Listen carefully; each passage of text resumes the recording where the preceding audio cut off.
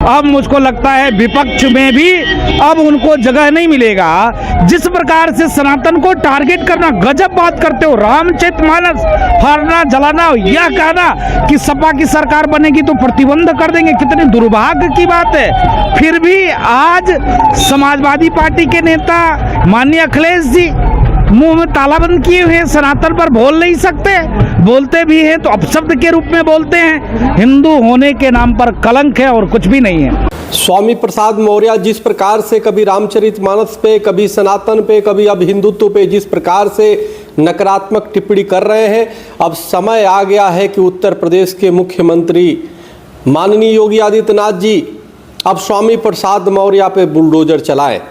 आखिर बुलडोजर कब तक शांत रहेगा? इन्होंने एक जिस प्रकार से बोलने की एक नीचता तक गिरते जा रहे हैं, इससे स्पष्ट हो चुका है कि स्वामी प्रसाद मौर्य की पाप का घड़ा अब भर चुका है। अब उस घड़े को फोड़ने की आवश्यकता है। समाजवादी पार्टी के नेता स्वामी प्रसाद मौर्य का मानसिक संतुलन बिगड़ चुका है और वह उनको खुद ही नहीं पता लग रहा है कि वो बोल क्या रहे हैं।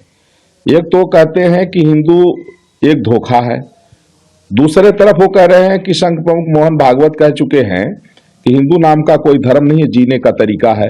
तो जीने का तरीका जो होता है वो बहुत बेहतर होता है। भारतीय संस्कृति में जीने का जो तरीका होता है वो बहुत उच्च बातें हैं और धोखा कहना यह एक अपमानजनक शब्द हो गया है। तो उस व्यक्ति को यही नहीं पता लग रहा है कि संघ प्रमुख मोहन भागवत जब इसको सम्मानजनक तरीके से प्रस्तुत करते हैं कि ये जीने का एक तरीका है, और दूसरी तरफ वह व्यक्ति हिंदू धर्म को बता रहा है कि हिंदू एक धोखा है, उसको यही नहीं पता लग रहा है कि इसमें कितना ज्यादा अंतर है। तो इस व्यक्ति का मानसिक संतुलन बिगड़ चुका है। इतना ही कहूंगा कि स्वप्न देखना कभी बुरा नहीं होता। 50 बार देखिए मगर ऐसे शब्द बोलकर न्यायालय के फैसलों पर विचार मत उठाइए।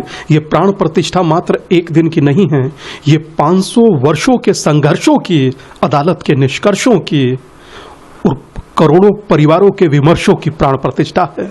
जब आप इस प्रकार के शब्दों का इस्तेमाल करते हैं, मैं समझता हूं कि करोड़ों लोगों के हृदय पर वज्रपात करते हैं और आप वज्रपात कर कर एक पार्टी के नेता बने रहते हैं। मुझे दुख होता है, आप अपने पांव के नीचे की जमीन खिसकाते जा रहे हैं, मगर हाँ, आप अपने अब शब्दों से बाज नहीं आ रहे। पर मैं फिर भी कहूंगा, ये वक्त प्राण प्रतिष्ठा का है, 100 करोड़ लोगों के लिए उत्सव का है, देश में पुनः दीपावली का है, तो उसका स्वागत किया जाए, ना कि इस प्रकार के अनर्गल बयानों का प्रलाप और इस पर किसी प्रकार की प्रतिक्रिया। सर, एक विवादित बयान दिया गया है हिंदू धर्म को लेकर, क्या कहेंगे उसको लेकर? कहूंगा कि अत्यंत मूर्खतापूर्ण, अज्ञानतापूर्ण, और वो भी तब जब 500 वर्षों के संघर्षों के बाद सनातनी हिंदू समाज अपने आराध्य की प्राण प्रतिष्ठा कर रहा हो और उस समय में कोई व्यक्ति करोड़ों लोगों को मानने वाले धर्म को धोखा कह दे, तो मैं समझता हूं इससे ज्यादा निंदनीय है और मुझे लगता है इनसे ज्यादा मूर्खतापूर्ण कुछ हो नहीं सकता। और वो भी तब जब वो किसी पार्टी का नेता हो, समाजवादी पार्टी का नेता हो, और स्पष्टीकरण देकर के ये उनका व्यक्तिगत बयान है, ये मुझे लगता है कि अपना पल्ला झाड़ने जैसा है, परंतु पल्ला जड़ेगा नहीं। अगर आपका नेता ये बयान नहीं दे रहा तो करोड़ों लोगों की आस्था भड़काने पर उनको निकाल बाहर क्यों नहीं करते?